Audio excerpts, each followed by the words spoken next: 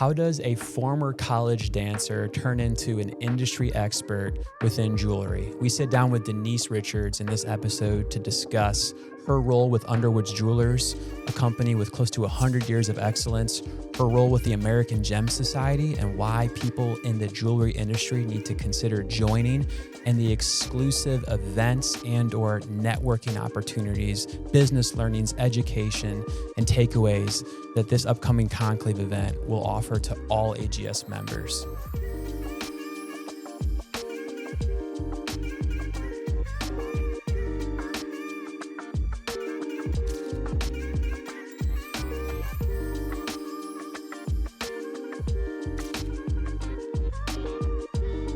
Well, I am here with the one, the only Denise Richards, who is giving us some time, the 8th guest on the Elite Advantage podcast. So Denise, thank you so much for taking time to be on the podcast with me. Thank you for having me, Wes. I'm excited. And I don't think I'm the one and only Denise Richards. There is a real housewife that shares my name. Yes. And it's so funny because I talked to a few different people about how I was going to be on the podcast with you. And they're like, wait a second, are you talking about Denise Richards? Like the celebrity? And I'm like, no, not that Denise Richards, but sorry to disappoint. No, you're not disappointing me at all. I'm excited as well. It does help me get good dinner reservations when I'm traveling, Really? But then people want to see like my ID and they get real disappointed. That's hilarious. Well, it's not, I mean, she's super popular, but it's not a common name. So no. It makes sense. Like the people that think, oh wait, is that who I thinking of? Yeah. Well, I want to start with talking about yourself, your role here at the beautiful Underwood Jewelers location in Jacksonville, and then also your role with the American Gem Society. So if you could kind of shed a little light on both. Sure, absolutely. So I've been at Underwoods since 2005, so 21 years now. I accidentally fell into this industry, and I can tell you that story if you're interested. And started my volunteer work with the American Gem Society a few years after that. AGS is part of our company culture here. After everybody starts working here, you start to take the educational courses through AGS and GIA, resulting in everybody here being a registered jeweler. Okay.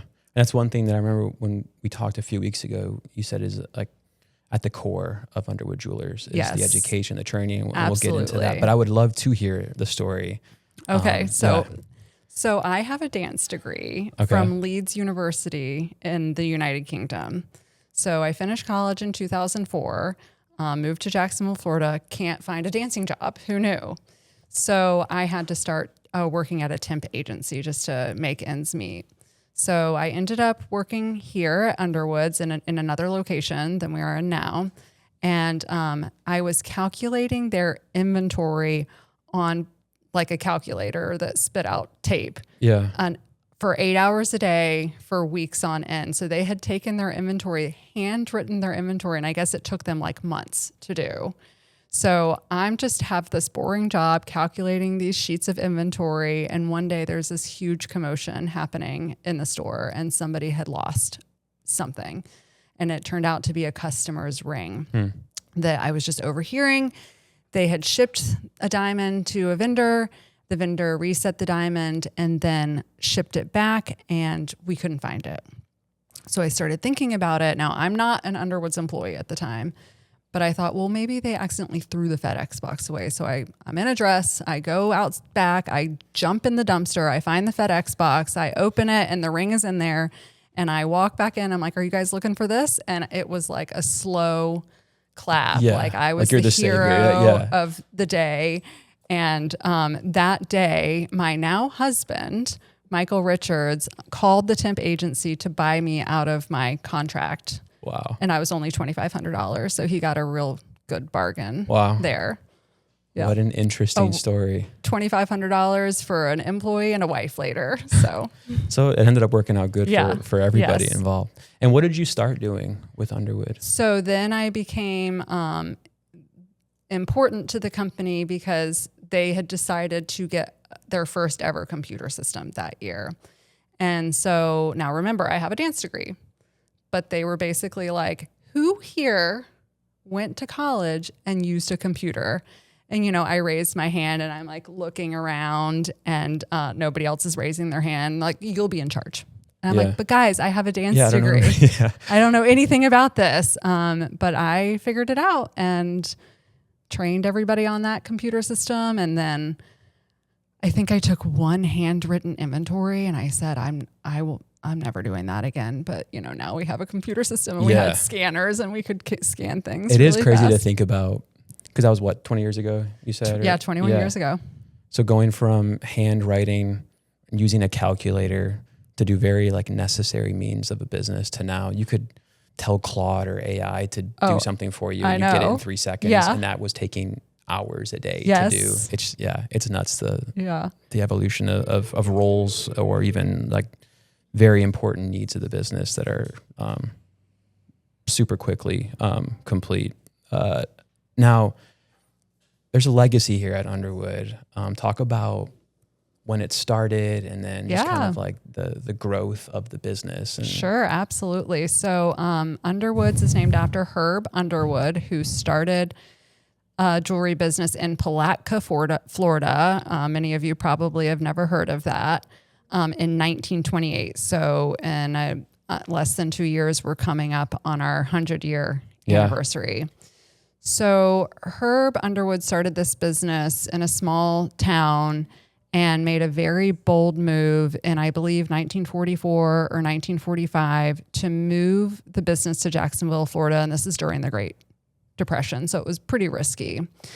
Underwoods ended up thriving here. And in 1974, Herb did not have anybody to take over the business. So he decided to sell the business. Mr. Underwood met the Bromberg family through the American Gem Society and offered to sell him the business, and they bought it. So the Brombergs currently own Underwoods, and the Brombergs have a company in Birmingham, Alabama, Bromberg and Company, and they have been open since 1836. Wow. And been in the same family since 1836. So Clayton Bromberg, who works here with me, is one of the owners of Underwoods, and he is a 6th generational jeweler. That is crazy. And still running a successful business. Yes. Because I talked about this with Andrew Koenig, the CEO of City Furniture. His dad, founded what was Waterbed City at the time, and then it evolved to now City Home. And so he's 2nd generation. But the statistics aren't in favor of the generations to follow the original founder of a company. So to talk about 6 generations where you have a successful business, a growing business, is remarkable. Yeah. That's insane. Now, you had the dance degree. Yes. So I'm guessing that was always a desire or an interest of yours to pursue that. Yeah, and I did end up working here with the Florida Ballet for years and years and years. So I was working, 40 hours a week here and probably another 20 hours a week with the Florida Ballet. And it just, something's got to give. And, it was going to be my body eventually. So I made the decision to quit dancing. Maybe about 15 years ago now. Okay. Yeah. But you still love dance. I'm sure you still. I do. Yeah. I do. Well, Jacksonville has been growing, and it's a city that's had a lot of development. And we were talking before this about just the area surrounding that are continually bringing in new residents, new businesses. How's that impacted Underwood? Yeah, so you're in Tampa, so you remember during COVID, the great Florida migration. Everybody moved to Florida in 2020, 2021, and it's really made our business has doubled since COVID. Wow. So now, it's crazy. And Underwood has how many locations? We have 3 locations in the greater Jacksonville area. We have we're in the historical Avondale location here. We have one across the St. Johns River in San Marco neighborhood. And there's one all the way out at the beach in Ponte Vedra Beach. Okay. And any growth or any plans to add any more locations? Not right now. Okay. No, we had a mall store from 2010 to 2016. So we had 4 locations for a time. And it was an indoor mall. And I think that's kind of a dying thing. So we got out when we could. Yeah, you see more and more malls Yeah. Shutting down or being turned into other businesses. So you talked about this in the beginning, but your team has a high level of education around jewelry, and you lean on GIA and also the American Gem Society for a lot of that support. Why does education matter so much to Underwood and to your team, and how has it played an impact or a role in your guys' success? We truly believe that education is the foundation to consumer protection and ultimately having our customers be able to trust us. Jewelry can be extremely expensive and high end and very intimidating for people to purchase. And without somebody behind the counter with the knowledge to tell you the truth of what you're buying, you know, how would you know? How would you be able to trust anybody, you know? And it's such an emotional decision too. It's very emotional. And that's the best part of our job is that, you know, nobody comes in to buy jewelry for any sad reasons. It's always a very happy purpose. Yeah. Unless you're in the doghouse. Then that makes sense. Yeah. And then you're trying to make up for something. Yeah. That's funny. And it is interesting you say that, because I remember when I bought my wife's engagement ring, like there's a lot of sales associates, people that work for companies that I purchased that I have a hard time remembering. I will never forget the guy that helped me choose my engagement ring for my wife. It was such a, not only big purchase, but also an emotional purchase. There was just a lot of education, expertise that I really leaned on him for. So it makes absolutely. Sense. Yeah. So I think it's a perfect segue into AGS and some of the things that make it such a unique group to be a member of. You've had a lot of involvement with the American Gem Society. What makes it stand out from other groups, other associations that are out there that people can, within the jewelry industry, get involved with, or just in general, like the uniqueness of it? Well, Underwoods, we've been volunteering as a company with the American Gem Society, as well as other industry nonprofits. So it's in our culture to be involved with the American Gem Society and be able to be behind the scenes and make some of the bigger decisions for the greater good of our industry. But Underwoods is so aligned with the AGS mission, which is consumer protection through education and integrity, that it just makes sense for us to join forces with them. And I think the American Gem Society has been one of the greatest things for me in my career as a leader, but also personally. It's not a trade show like JCK or anything like that.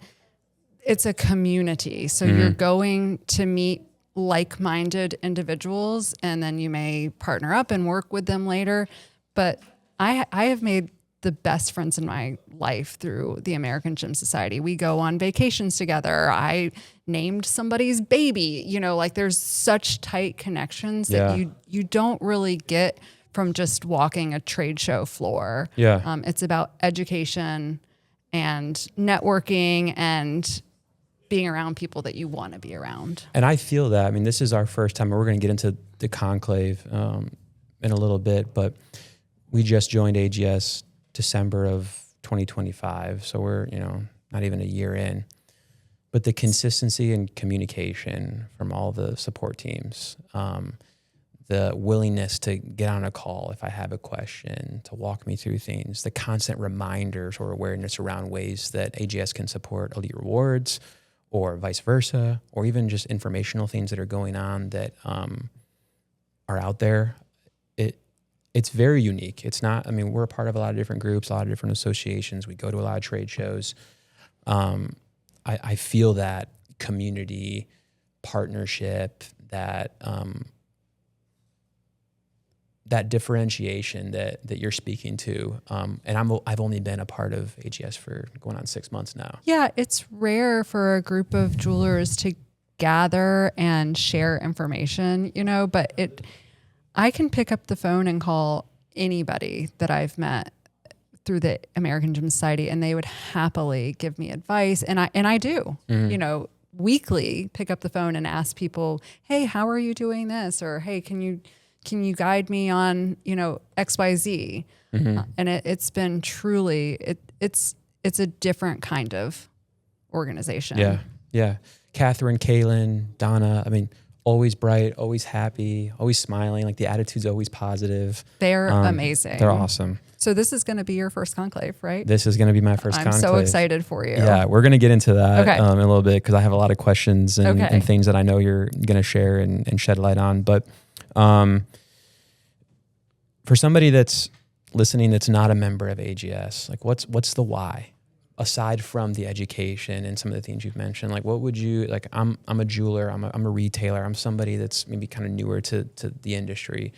What are like the immediate takeaways that you'd want somebody to Well, I think action on? first of all, it sets you apart from other people in your community or your competitors that might not be eligible to be a member. So it elevates your unique brand just from that. But obviously the other reason why is because of the community. Yeah. It really is just such a strong, tight-knit group of people. But you also have to use the tools that AGS, you can't just join and pay your dues and then not take the educational courses or not attend Conclave. You have to use the tools and put in the work. And just like everything else in life, you get back what you put into it. So true. Now you're on the board and obviously there's eventual plans down the road to take on some different roles and even a bigger role. What has it been like for you playing a bigger part in AGS and the events and then ultimately like, the role that you'll soon be stepping into? I would say that volunteering is my favorite part of my job a lot of times. And I started volunteering through the American Gym Society when the young title holders were revitalized. I want to say like maybe 14 years ago. So it's been a while. I was young then. Now I'm an old title holder, but, and then ending up leading the young title holders and being on the board as the chair of the young title holders back then. So that really it helped me as a leader, and then went back on the board as the conclave chair. So I've been the conclave chair for 4 years now. And then I'm also the secretary at the American Gym Society. So so Brian Moeller is the president, Mitchell Clark is the vice president, and I'm the secretary. So in 4 years, I will end up being president.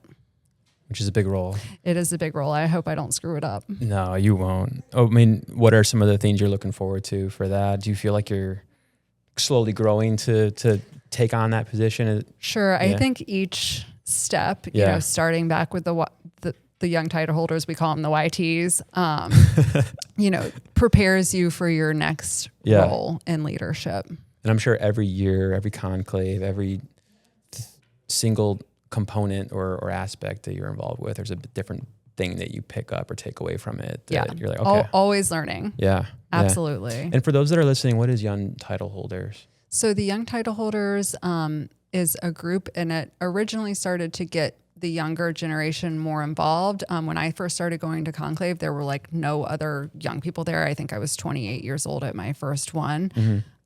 So the Young Title Holders was a group that I think in the 80s and 90s, and then those young title holders got older and it just kind of dissipated. And then we helped revitalize it. Lisa Bridge, Anna Samsonova invited me to help get the group back together. And you don't actually have to be young to be involved. That's a little bit of a misconception, but it's just about being new in an environment where you might feel a little bit intimidated.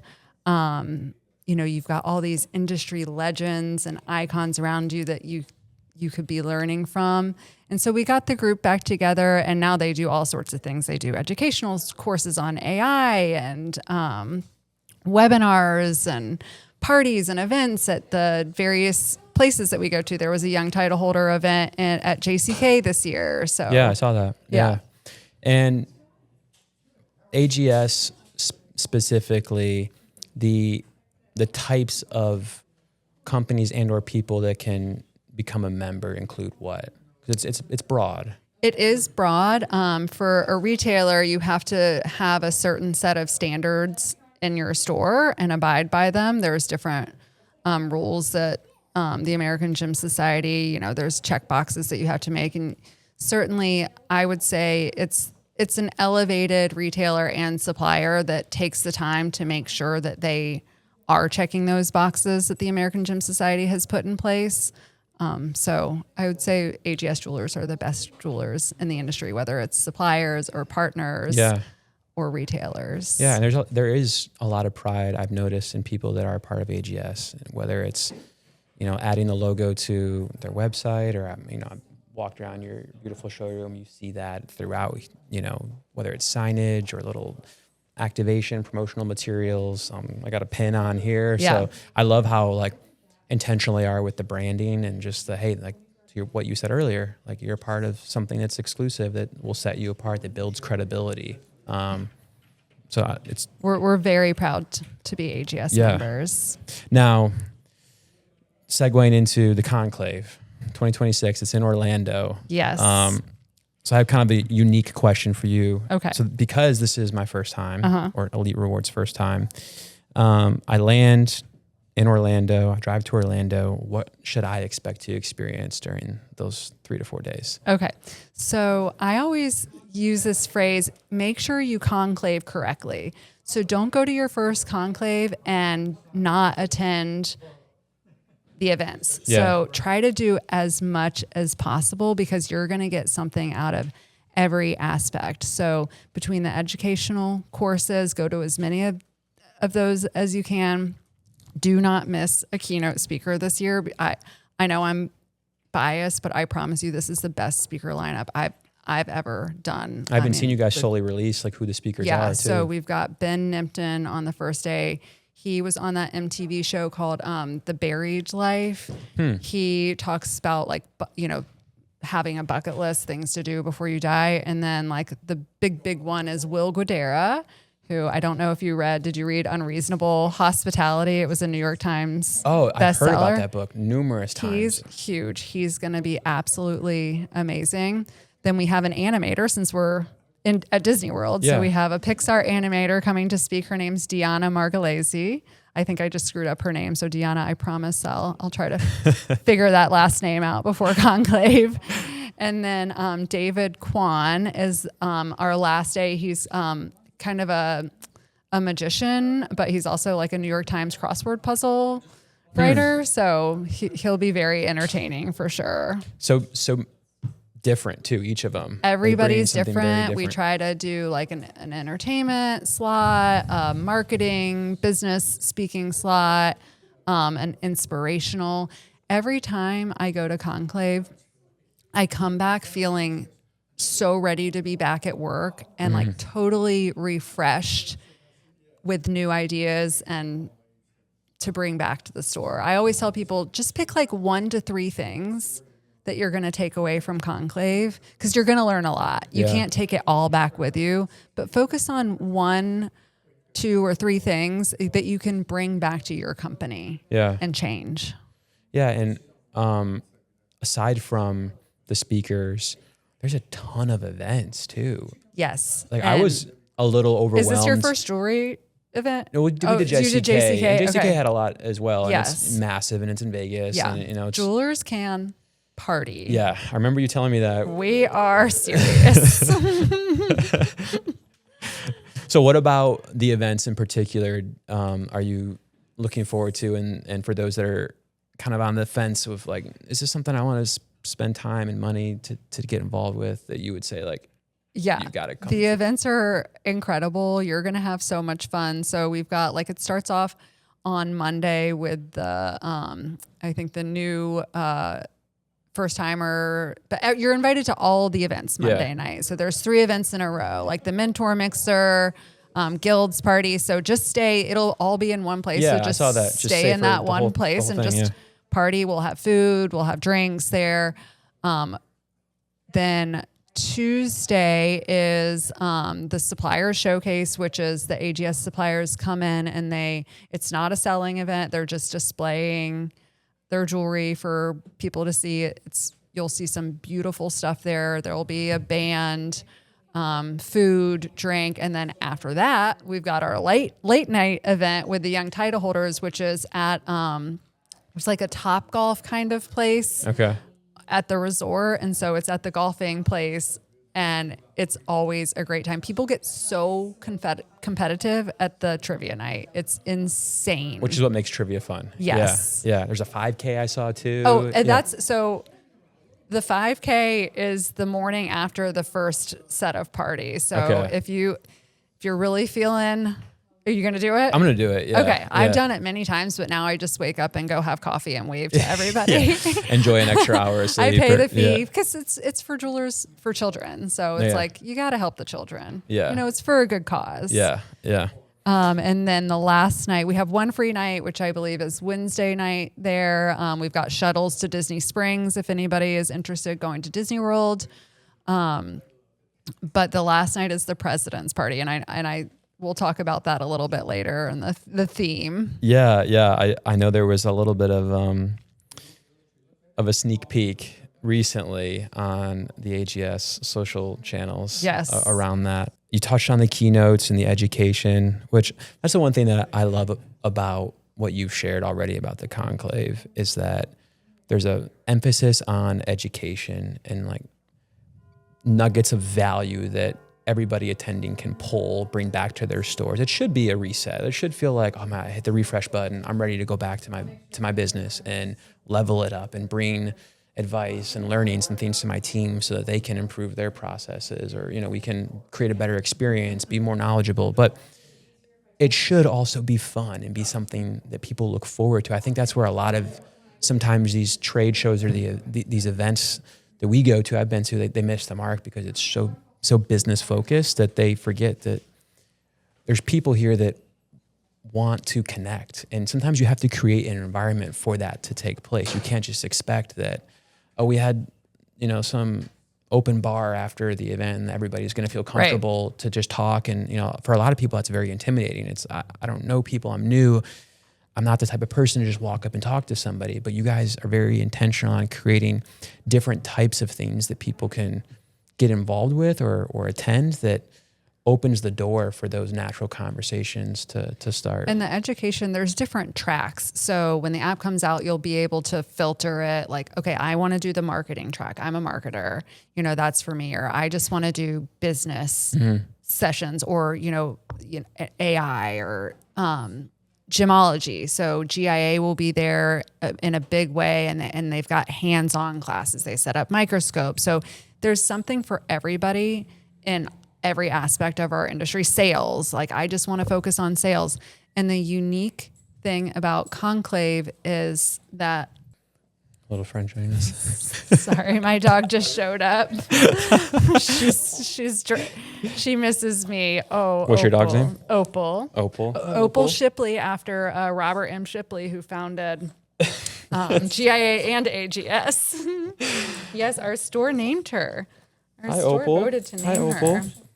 So the unique thing about Conclave is that a lot of the sessions are taught by peers. So somebody running a store in Arkansas, teaches the class. So it's like a real person in many of these sessions telling you about their experiences, teaching you what works for them, what didn't work. And there's a lot of value in sharing information.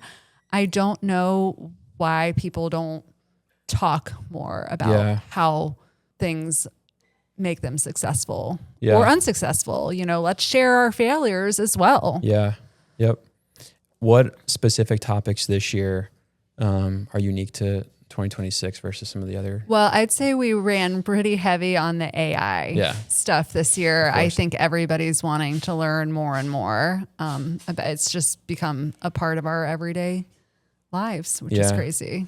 And kind of going back to what you had said earlier, this being a company that's 6 generations in, and I'm finding that to be pretty common within this industry. Like a lot of retailers, jewelers, like this was something that their families, 100 years ago, or their grandparents were involved with, and it's just kind of been passed on. So there is, for some people that didn't grow up with technology or AI, there is a lot of newness, intimidation around it. It makes sense that that's like a big focus for Conclave this year. Yeah. Yeah. And I'm interested myself to just learn how AI is being integrated into some of the things. Oh, it's so cool to see other jewelers and how they're using it and to learn, hands-on learn instead of just in theory. Yeah. It's been amazing. I don't know what we ever did without it. I know. Well, we do know you were taking notes on it.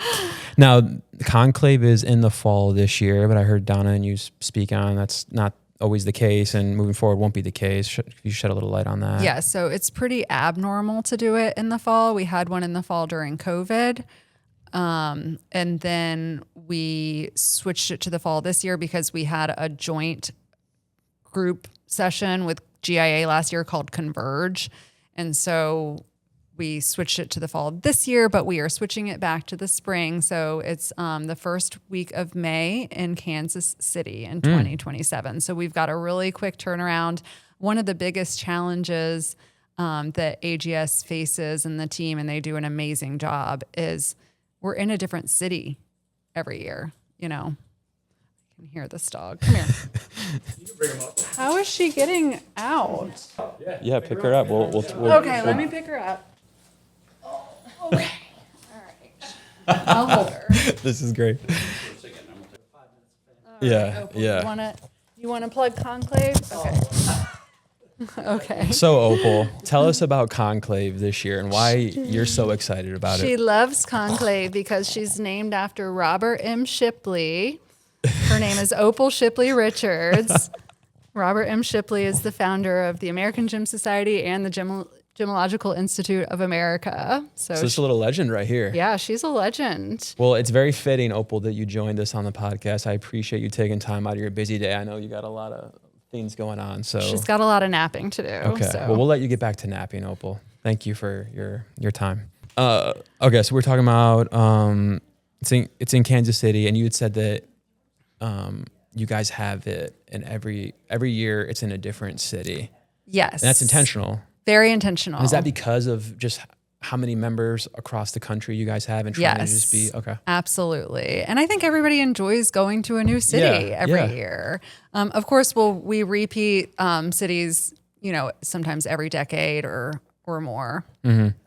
Now, I mentioned this a couple of times. This is Elite Rewards, first time at the Conclave, new member, which we're so excited to continue partnering with people like yourself and learning more about the industry and building, business partners, finding ways we can add value for somebody that's looking for unique ways to, promote their products or services, or even improve their retention with employees. Like, why should they either reach out to myself, Elite Rewards, or we'll have a booth at the Conclave, stop by our booth during that week. Absolutely. You guys have such a good business proposition, not just for customers, but also for employees. So I encourage everybody listening to go check out your offerings. You gave me a demo a couple weeks ago. It truly is a unique thing, and is related to all kinds of businesses, not just the jewelry industry. Yeah. But my best advice to somebody coming to Conclave the first time is, it's awesome. Get the networking booth, get your name out there. But the best relationships that you're going to have from Conclave are going to be from the networking events, from connecting to somebody that you like. I'll tell a story from my first conclave, which was in San Francisco in like 2011 or 2010. And it was after the president's party. The president opened up her suite. It was Kathy Calhoun. And she had Adam Graham was bartending, and all the tips were going to Jewelers for Children. And I didn't know anybody there. And I just start talking to this bartender, and he's like telling me a joke. I'm telling him a joke, and we just like mesh. Like Adam and I really like Adam. So the next year, I think we're in Miami, and I see him again at the president's party. And I'm like, hey, how's it been going? And joke, joke, joke. And so then the year after that in Vegas, at this point, Adam and I are friends. Mm-hmm. He invites me he was working for Erica Courtney at the time. He invites me to their booth in Vegas. Now I'm thinking, there's no way Erica Courtney's jewelry is so high end. Like we'll never, ever be able to sell this or put this in our stores. But Adam's my friend because we met at Conclave, and I'm going to go do him a favor as a friend. So I go to the booth and talk to Erica, look at her jewelry. They offer to come to one of our stores and do like an event, a gemstone roundtable. And that was the biggest trunk show we ever had in our history. And now Erica is one of our top brands that we sell. So that's how you conclave. Yeah, that's organic. That's conclaving correctly. Yeah. You meet somebody and it just goes from there. That's awesome. Another story that you shared earlier when we were chatting was about a trip that you took to Africa, and then some of the community and or like philanthropy that was tied to that. I'd love to hear you talk about that story. Yes. So we were lucky enough to go to Africa with De Beers and visit some mines a couple years ago. And on that trip, we were able to make some donations. We donated a dialysis machine in Namibia. We donated school supplies to a girls' school there. We donated books to an orphanage. When we got back from Africa, we decided that we need to do this all the time. It's important. Those communities in Africa thrive off of the diamond industry. If it weren't for the diamond industry, they wouldn't have schools or medicine or hospitals or roads. So, I mean, our industry does so many good things, but we wanted to bring it back to Jacksonville where our customers and employees could feel it as well. So we started a branded diamond program with Underwoods called the Capecchi Diamond, and a percentage of all of the diamonds sold from our Capecchi program are given back to the communities where the diamonds are mined. Wow. That's awesome. And this is something you guys are continually doing. Yes. Yeah. Yes. So cool. And I know we kind of pivoted away from Conclave, but some of the organic relationship building and even like that story has a kind of a unique tie to like making a trip, finding things out, learning about a gap, and then filling that gap with resources and or support. And I'm sure there's a lot of other stories like that across. And De Beers is always a gracious sponsor of Conclave, and we went with other American Gem Society jewelers there who also made donations. That's awesome. So let's talk about the President's Party. So what can you share about that, and why is it like, I've heard a lot of people say like you don't want to miss this event. This is like the ending, the cherry on top to Conclave. Yes. So the theme this year, since we're in Orlando, we are embracing the magic.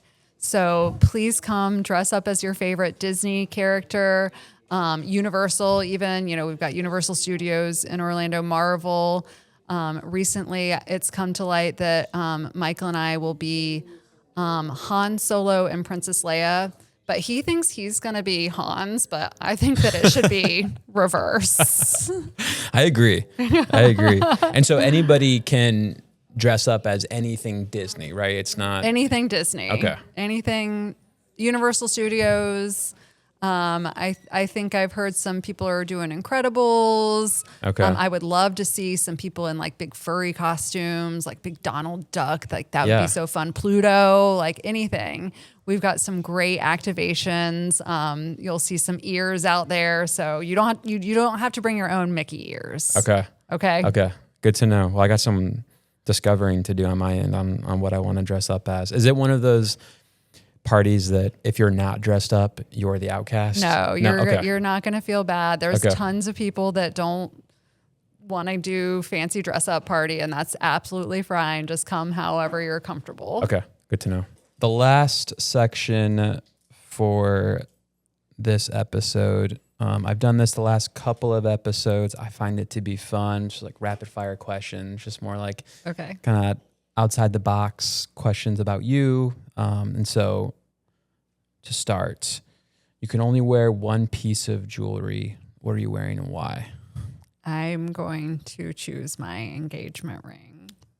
It's very special. I actually got engaged at Young Title Holder Trivia Night Really? in 2017 in LA at the most romantic restaurant on planet Earth, Dave & Buster's. Wait, so hold on. We're going to pause here. So share this story. Dive a little deeper into this. So Michael and I had been together for quite some time then. And, you know, we travel a lot and we'd been in some of the most romantic places in the world. We were in Thailand, like by the ocean. And I remember texting my best friend, like, oh my God, I think it's happening. But Michael's not wearing anything really nice. Like, you know, don't you think he should dress up for this? And then it didn't happen. And then we were in the Blue Lagoon in Iceland. And I was like, oh, it's absolutely happening at the Blue Lagoon. Like, I wonder how he's keeping the ring dry. Like, you know, and then it didn't happen. But then we get to the Young Title Holder Trivia Night in LA at Dave & Buster's. And the last question was, which young title holder is getting engaged tonight? And then he got down on one knee in front of 200 of our best friends. That's awesome. And proposed. Well, it makes sense when the origin of your guys' relationship, going back to the very beginning, started with jewelry and Yes. Underwoods. And the ring designer was there. Erica Courtney, who I mentioned before, designed my ring. So, you know, it was written up in all the trade show magazines. But the next day I had to do something from the stage, and I was backstage with the MC who's coming this year. His name's Joel Zeff. And he's a comedian. And he said, hey, I heard you got engaged last night. And I said, yeah, at Dave & Buster's. And I was like, you can run with that if you want. And oh my God, I got off stage and I sat down next to Michael. I'm like, you're about to get roasted. And it was amazing. Yeah, that's awesome. That is so funny. But I wouldn't change that story for anything. Like, I would so much rather have that story than the Blue Lagoon. Yeah, where it's just you two and you don't have that moment to share with people. All right. Classic or trendy as far as style for jewelry? I'm classic. Okay. I kind of already know the answer to this question based on what you had said earlier, but 5K or the extra hour of sleep? I mean, ask me 3 years ago, I would have said 5K, but extra hour of sleep. Conclave is during Conclave. Now, I'll run a 5K on a Saturday every weekend, but you know, Conclave is intense. You said it earlier. The people know how to party and have a good time. Yeah, we can so party. Usually those two things don't go hand in hand. Although I did say this to you and Donna earlier, when I show up for the 5K race, I'm going to be very interested to see the condition that people show up in for those that do party. I think people can do it. And I'll tell you, you got to watch out for Ross from Punchmark. Okay. He's like a gazelle. All right. Ross, I'm coming for you. Yeah. Jacksonville or St. Augustine? Well, I live in Jacksonville and our stores are in Jacksonville, so I'm going to say Jacksonville. Yeah. However, I love that St. Augustine is so close and we can day trip there. And I've got great restaurant recommendations. St. Augustine's awesome. Yeah. What's a non-negotiable in your daily routine, something that you do not skip or try to miss out on doing? Alcohol. A glass of wine? Yeah, for sure. Okay. Is that your go-to? No, you know what? I'm going to change my answer. It's Wordle. Okay. Yep. And I've got my little AGS Wordle crew, and we text each other every morning and share what we got our Wordle in. And I'm almost on a 1-year streak. Okay. So. All right. You look like you don't know where Wordle is. No, it's an app. It's a game, right? Yeah. New York Times. Yeah. I like my puzzles. It's been around for a while. Yeah. Right? Yeah. Yeah. Is this like an exclusive group, or can anybody join in and be a part of it? Anybody can join. All right. You got to ask John Carter, Saren Bachman, and Alexis Pattis. I feel like I kind of already know the answer to this, but I'd be interested if it's different based on kind of the trajectory of your career path. But if you didn't work in the jewelry industry, what would you be doing today and why?